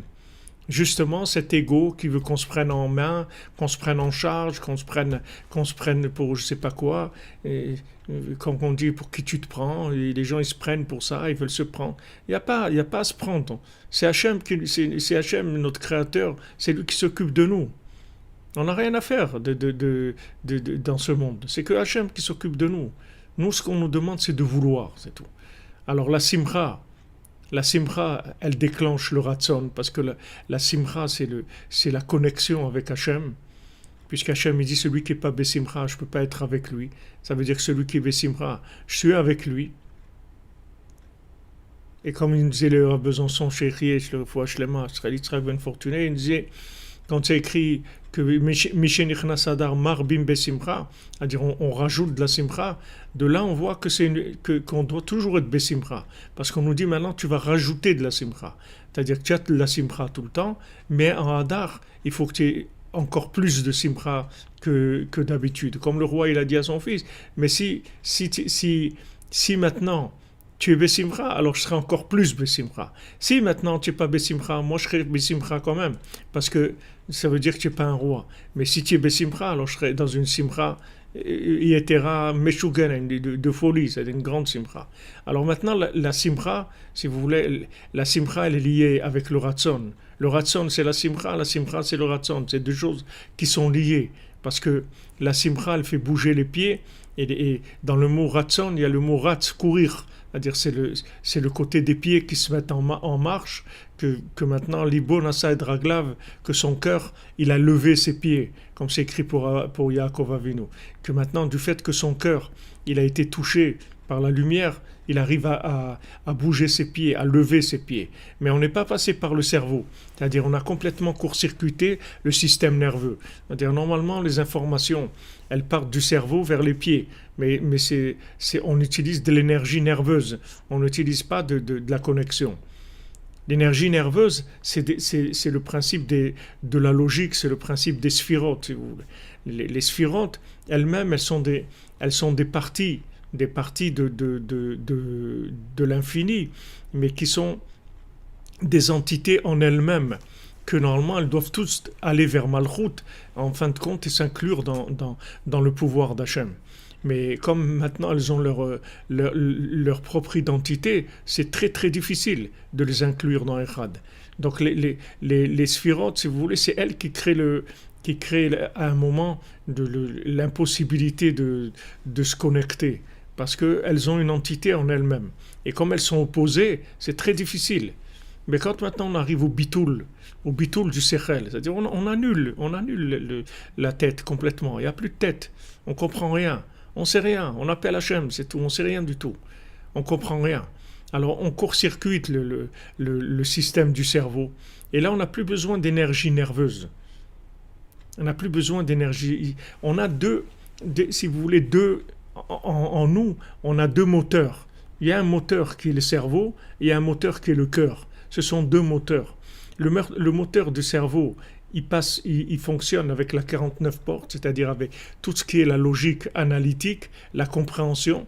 Et la compréhension, après, elle est intégrée, elle amène à l'action. Et il y a un autre moteur qui est le cœur. Le cœur, il capte des énergies divines, et ces énergies divines, elles vont vers les pieds. Mais ça ne passe pas par le cerveau du tout. Il ne comprend rien du tout, le cœur. Il comprend rien, mais il sait que c'est ça, c'est tout. Il dit, mais pourquoi c'est ça? Je dis, j'en sais rien, mais c'est ça, c'est tout. Comment quelqu'un il se marie? Comment quelqu'un il trouve son mari ou son épouse? Comment il sait que c'est elle? Avec de la logique. Il n'y a aucune logique. Personne ne sait logiquement que c'est son conjoint. Il n'y a personne qui est capable de savoir que c'est son conjoint. Impossible. C'est quelque chose qui est caché complètement de l'être humain. Comme la Gemara elle dit qu'une fois il y avait une matrone comme ça qui a dit, qu'est-ce que ça veut dire qu'Hachem il est mes avec zivugim, qu'Hachem c'est lui qui marie les gens. Moi aussi je peux marier les gens. Elle a pris des gens, elle a dit toi tu te maries avec un tel, toi une telle, etc. Elle a fait une agence matrimoniale, elle a rentré des données, elle a dit voilà, donc toi tu aimes manger les frites, donc tu vas bien avec celui-là qui aime les pommes de terre, et tac, tac, tac, elle a fait des bases de données, et elle les a assemblées. Elle dit que le lendemain, ils sont venus tous avec des bosses et des yeux au beurre noir et des trucs. Elle a compris, elle a dit je comprends, c'est-à-dire qu'il n'y a pas de logique là-dedans.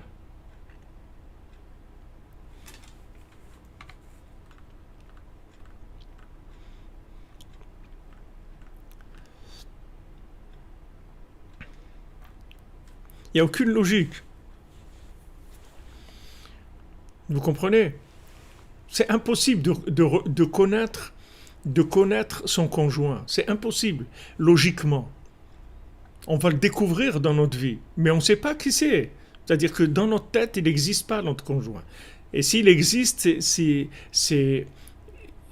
n'a vraiment rien à voir avec la personne avec qui on veut se marier. C'est-à-dire que l'image qu'on a dans notre tête, ça n'a rien à voir. C'est-à-dire si on fabrique un portrait robot analytique de notre conjoint, vous allez voir que ça ne ressemble pas du tout avec la personne qui est notre conjoint vraiment. Donc Hachem, il est Mezavek Zevugim. Hachem, il dit voilà, ça c'est ton conjoint. Hachem, il te donne la vision de la chose. Tu vois que c'est elle. Tu vois que c'est cette personne-là. Mais tu sais pas, tu peux pas comprendre. Et quelqu'un, il va te demander, mais comment tu sais que c'est? Il dit, je sais pas, je peux pas t'expliquer, mais c'est celle-là, c'est tout.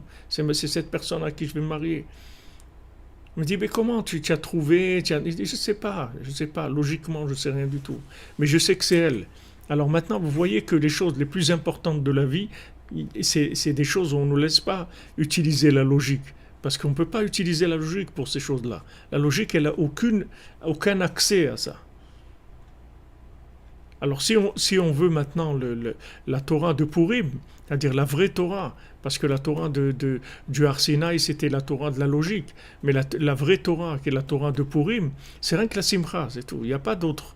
C'est-à-dire que maintenant, Kiimu Mashek Kiblu, c'est-à-dire que c'est vrai que quand on a reçu la Torah au Har Sinaï, on a accepté. Mais on a accepté, c'est tout. C'est-à-dire on a un devoir. Hachem nous a dit, écoutez, maintenant, vous n'avez pas le choix, vous êtes obligés d'accepter. On dit, bon, de toute façon, on accepte. Mais il n'y avait pas du tout, on n'était pas conscient. On n'avait pas le cœur dedans. Ce n'était pas avec du cœur. C'est pour ça qu'il y a eu le veau d'or et tous les problèmes qu'il y a eu après. S'il y avait eu du cœur, et jamais il y aurait eu de veau d'or. Mais il n'y avait pas de cœur, c'était de la Torah sans cœur. Donc les premières tables, on les a cassées, avec toutes les conséquences qu'il y a eu, etc. Mais Purim, c'est la Torah avec de la joie, avec de l'amour. C'est-à-dire on est dedans, c'est-à-dire on veut la Torah. D'abord on l'a eu, la Torah, après on l'a voulu. Mais la Torah qu'on a reçue au début, on ne la voulait pas. Il y avait que quelques initiés, quelques très grands tzadikim qui voulaient. Mais la plupart, le peuple, il ne voulait pas. Ça ne l'intéressait pas du tout. Tandis qu'à Purim, les gens, ils ont voulu la Torah. Ils ont voulu la Torah. Pourquoi ils ont voulu? Parce que c'est Megillat Esther. Parce que il n'y a pas le nom d'Hachem de façon explicite. Vous lisez la Megillat Esther, c'est une histoire, c'est tout. Vous ne voyez pas logiquement où il est Hachem.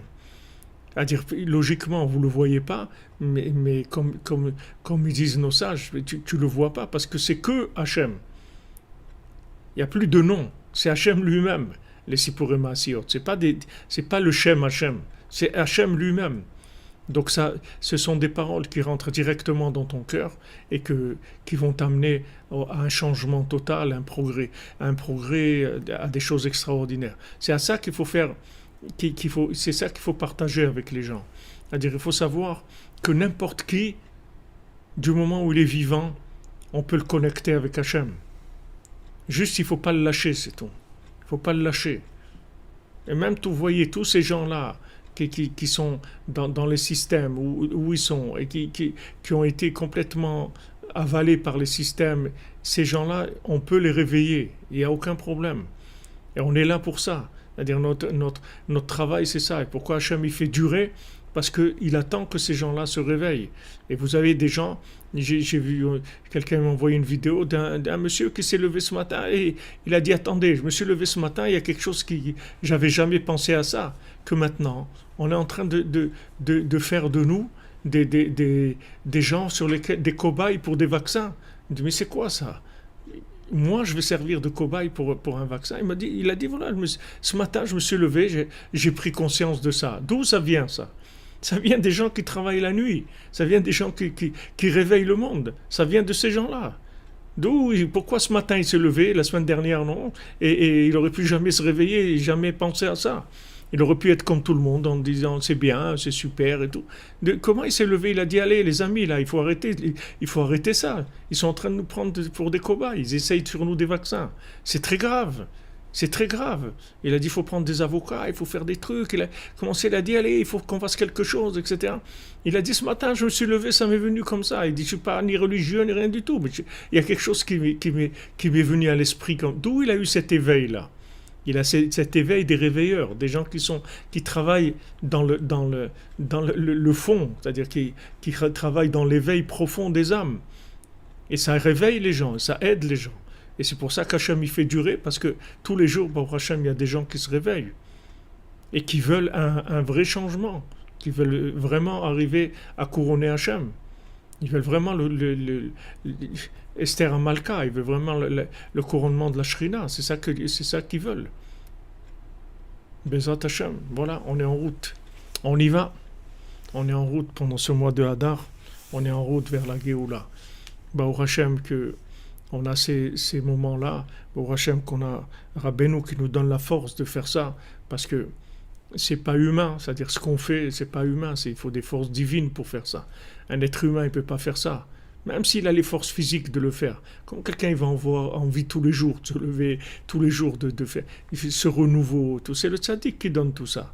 Le tzaddik qui fait tout pour nous. Il nous donne tous les jours envie de nous lever tout. Seulement on a la foi qu'on est des kelim qui peuvent être animés par l'énergie du tzaddik. Ça on a la foi.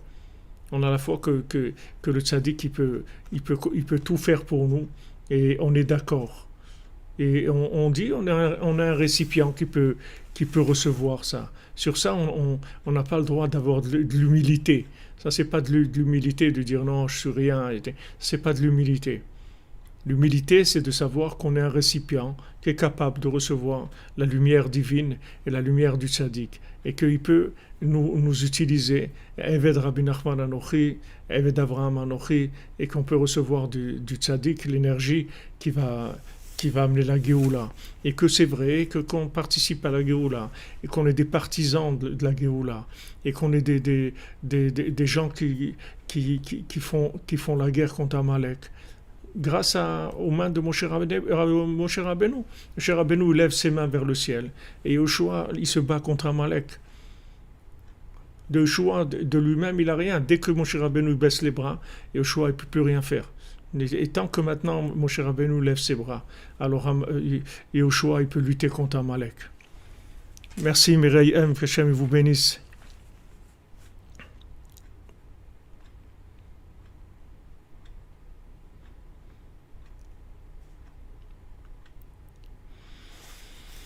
Merci les amis, que Hachem vous bénisse, Bezrat Hachem, que la refoua shlema pour tous les malades, la délivrance dans la joie. Et il faut faire des efforts pour être joyeux parce que chaque jour, voilà, Breslev, comme vous dites, c'est les bras qui se lèvent exactement. Parce que chaque jour, ce sont des énergies très très fortes.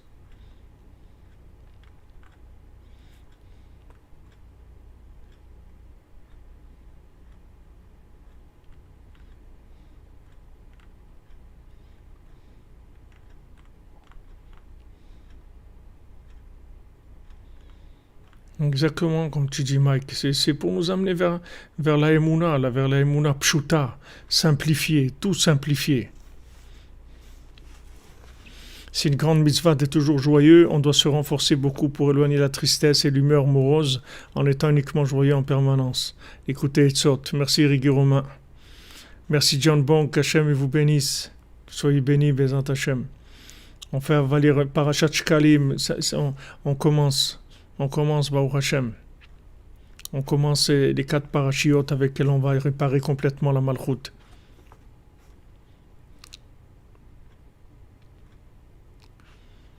Les Hashem, ça va être le mois de la Géoula.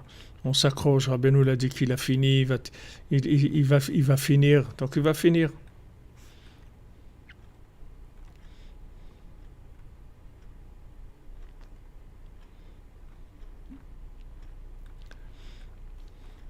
Voilà, on avance. Alors, Bezrat Hashem, on a fait le cours pour la refoua de tous les malades, la délivrance de tous ceux qui ont besoin d'être délivrés de Amalek. Qu'Hachem nous délivre de Haman Amalek, qui nous donne de la joie, un mois de joie, qu'on nous annonce que des bonnes nouvelles, que les gens ont guéri, que le virus a disparu, que des gens sont mariés, qu'il y a du Shalom Bayit, qu'il y a des enfants, que les enfants sont bien éduqués dans la Emouna, dans Hachem, et particulièrement pour le Rav Besançon, Israël Yitzhak Ben Fortuné, Dan Ben Rosa Ben Amou, Ariel Ben Mazal, Shlomo Dov Ben Rozala Cohen, Eliyahu Nathan Ben Yocheved Cohen, Richard Partouche, Robin Gouetta, Gabriel Essemini, Paul-Joseph Gabali Ben Justine, c'est bon, Elisa Bat Betania, Julien Ben Betania, Benjamin Michael Ben Lucien Dvora, David Ben Lucien Dvora, Ayala Aurelia Bat Katia, Pascal Henri Ben Chava, Virgilie Camille Bat Esther, Emmanuel Ben Kamar Levana, Sarah Bat Léa, Elsa Emmanuel Amalka Bat Sarah, Chaim Ben Rivka, Sarah Ferrara Bat Rachel Uzan, Paulette Gabriel Bat Henriette,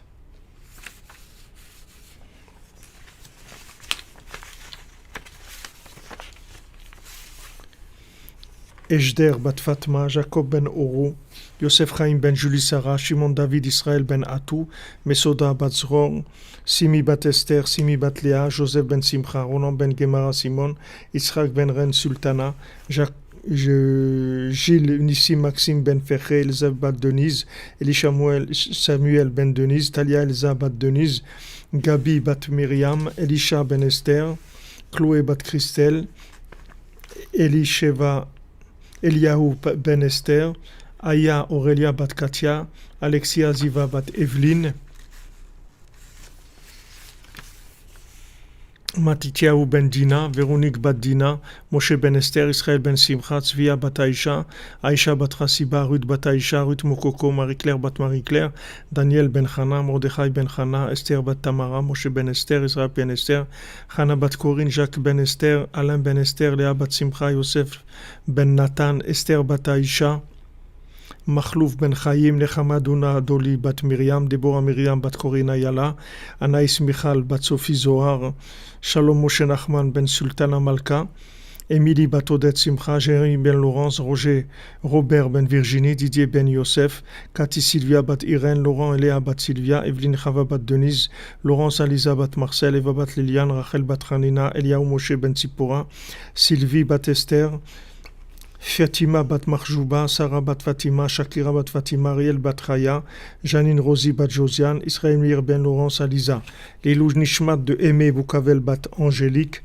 Pi Jean-Steve Ben Brigitte, Paul Fredj Ben Baya, Marie Bat Agezon, donc Michel Ben Michel, Avraham Ben Charles Shaoul, Shoshana Bat Hana, Shlomo Meir Ben Yosef, Lola Bat Noël, Germaine Bat Virginie, Valérie Bat Anis, Tel Bat Esther, Chaim Ben Shimon, Menachel Mendel Ben Chaim, Irène Bat Albert, Yitzhak et Jean-Serge Goudfinkel, Yosef Ben Béa, Makaya Marie-Julie, Jean-Jacques Boukavel, Mayan Bat Kobi, Camille Ben Chava, Luna Bat Eman, Nadav Ben Liliane, Perle Bat Percy, Rachel Régine Bat Yaakov Frima, Sultana Gauthier, Merzouk Ben Shalom Touati, Frédéric Israël, Eugénie Fuchs, Otet Israël Bat Crocus, Dov David Ben Marlène, Nadav Ben Liliane, Josiane Yvonne Bat Mireille, Marie Sarah Bat Avram Duhart, Yoshua José Ben Avram Delouz, Ilan Ben Ruth, Maurice Moshe Ben Rachima Suzanne, Shmuel Chai Ben Moshe Brami, Benedict Charles Kofi Black, Joseph Désiré Ben Emily, David Raphaël Fenchil, Joa Rivet Bat Belara, Machlouf Chai Ben Ninet, Joal Yochevet Bat Mazaltov, Odet Maïna Bat Yosef, Mesoda Bat Simcha, Yaakov Ben Chassiba,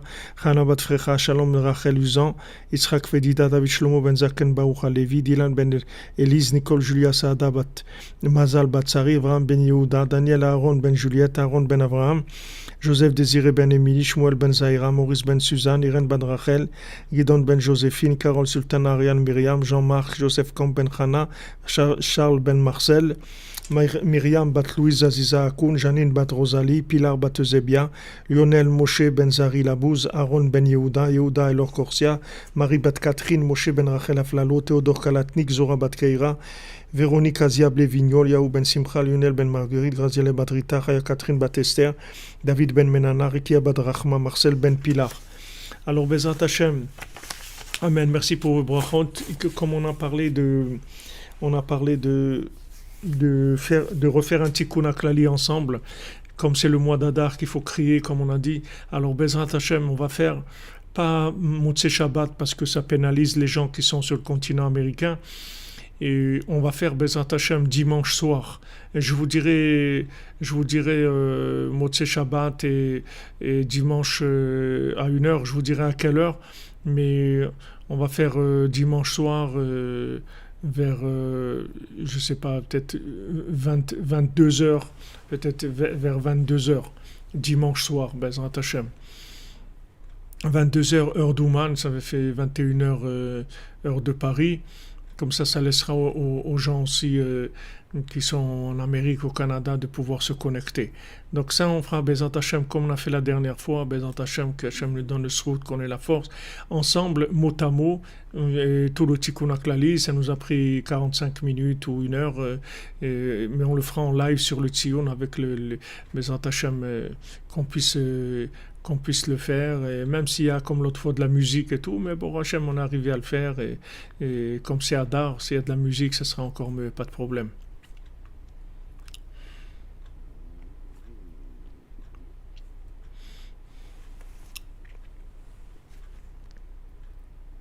J'ai pas vu, Michael, excuse-moi, j'ai pas vu ta question. Où est ta question? Attends, je remonte.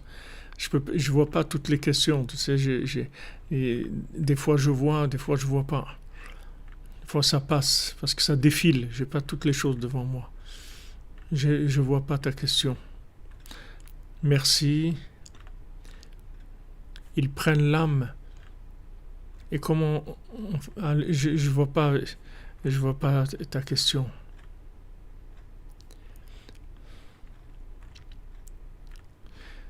Désolé, Michael J, j'ai pas vu ta question. Merci John Bong officiel.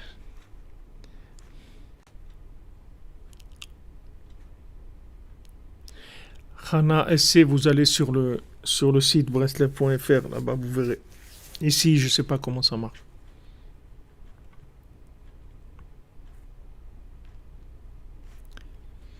Mathieu Simard, il faut savoir, plutôt le sujet de la censure a été abordé. Si YouTube devient invivable, où est-ce qu'on va se retrouver? Alors, on a fait un compte aussi sur Odyssée. Odyssée, on a fait un compte.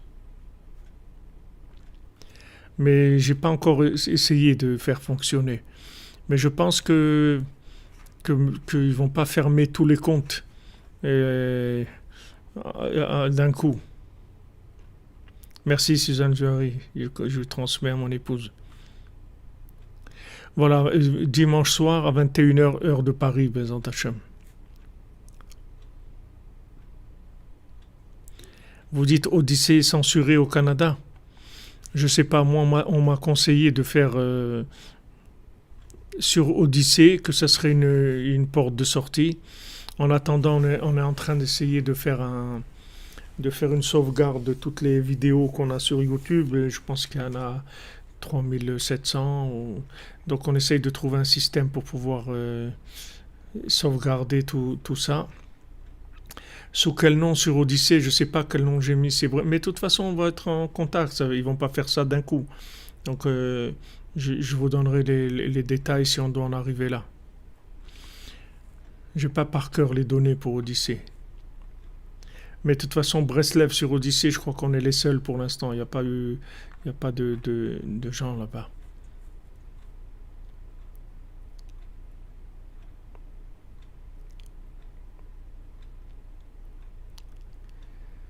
« 6h19.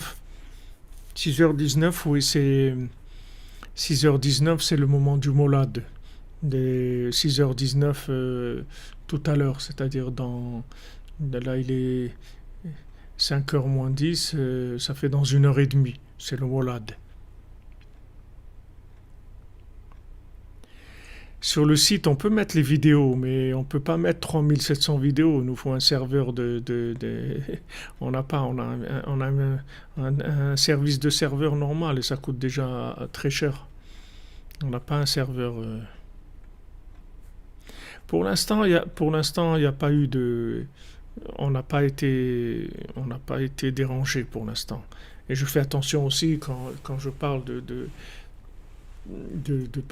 pas aller directement sur des même si on parle clair, mais que ça soit pas des attaques directes par rapport à des systèmes, parce que c'est dommage de perdre la diffusion des paroles de Rabbeinu par rapport en rentrant dans une guerre médiatique. C'est pas le but.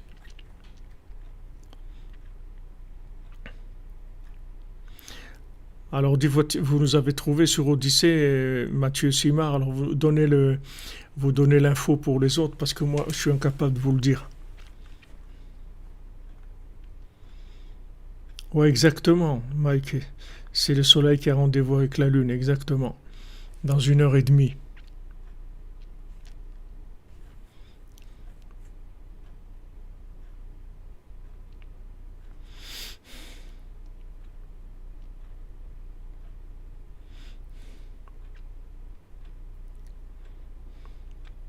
Amen, amen, Bezat Hashem.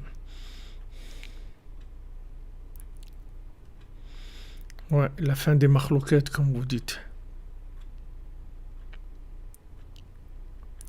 Non, pour l'instant, il n'y a pas eu de menace, mais il il y a beaucoup de comptes qui ont été bloqués quand les gens ils ont parlé contre le vaccin ou autre. Alors, il peut y avoir.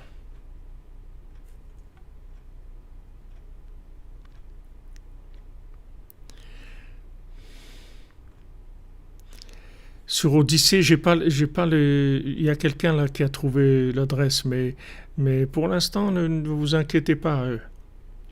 On trouvera comment vous. Pour l'instant, on n'a pas fait de bascule sur Odyssée. On a juste créé un compte au cas où il y a un problème. Mais pour l'instant, on fonctionne comme d'habitude. Maintenant, il y a toujours le mail contact@breslev.fr. Si vous n'arrivez pas à trouver autre, vous envoyez un mail et on vous répond. Ouais, il va arriver un moment où on sera obligé de parler en code. Quoi, Odyssée, si vous dites c'est les propriétaires, c'est YouTube aussi. Ouais, qu'est-ce qu'on va faire? Il faut créer notre, notre propre, notre propre chaîne.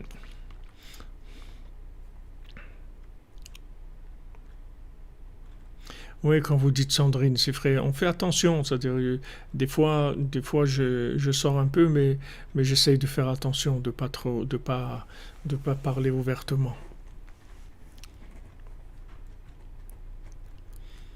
Voilà les amis, merci d'être là.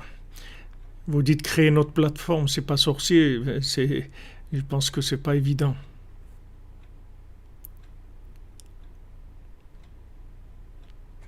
Ah, vous dites que Odyssée c'est russe.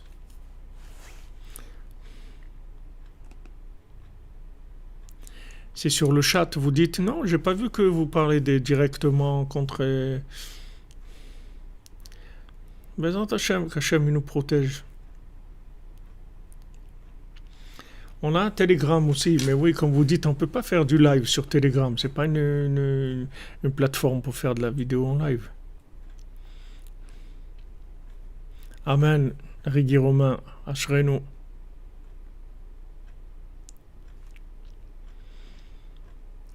Comme tu dis, la vie, un jour on va marcher avec nos pieds. Mais Hachem. Donc voilà, je pense que de toute façon, il va y avoir des plateformes, comme on dit, pirates qui vont se développer en parallèle, puisque c'est le problème des monopoles, il va se faire ressentir de plus en plus. Donc il y aura sûrement beaucoup de plateformes pirates comme ça qui vont exister. Donc moi, je sais pas, on m'a conseillé Odyssée, j'ai déjà prévu, j'ai fait l'import des vidéos de YouTube, mais en fait, je sais pas pourquoi ça a importé que 500 vidéos sur les 3500. Et ça, on n'a pas tellement compris comment ça fonctionne. En tout cas, il y a cette plateforme-là qui sera une roue de secours, mais on va vous avertir, Bezant Hachem, il n'y a pas. S'il y a un problème, Bezant Hachem, il n'y aura pas de problème. Voilà, underground. Là, il faut trouver une super brosse à dents.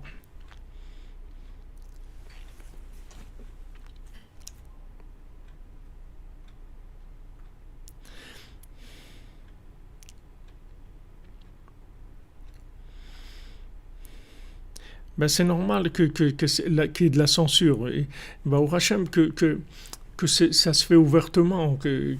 On a fini les rapports mielleux, faux et mielleux. Il vaut mieux avoir des vrais ennemis que des faux amis. Parce qu'avec les faux amis, vous en sortez jamais. Mais des vrais ennemis, c'est clair. Chacun, il est dans son camp. C'est mieux. Mais il y a toujours des chemins, il faut pas s'inquiéter.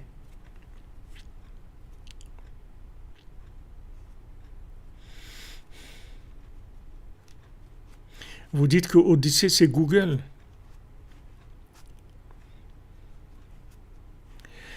Je sais pas, par contre là je sais pas. Ah voilà, Rachel Lévy, voilà, vous dites c'est le mieux, venir à Ouman. Et c'est le mieux, avec ça on a, on a brûlé tous les monopoles. Bezrat Hashem, que des bonnes nouvelles. Voilà, Rabbeinu il s'occupe de sa yeshiva. C'est la yeshiva de Rabbeinu, c'est lui qui s'occupe. C'est sa plateforme, c'est pas la nôtre. Non, on travaille, c'est tout. Be'atzlacha, les amis, Chodesh Tov, Shabbat Shalom. On se retrouve Motzei Shabbat c'est pour Emma Sion, pour le 8e compte, pour les explications, puisqu'on a fini le Rav et son fils.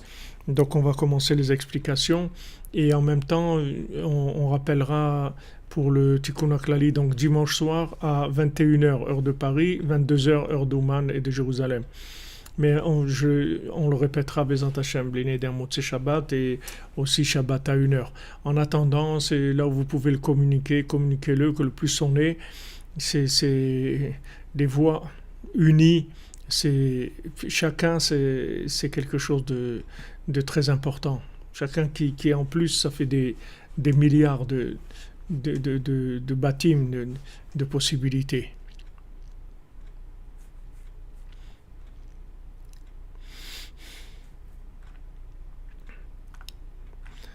Voilà les amis.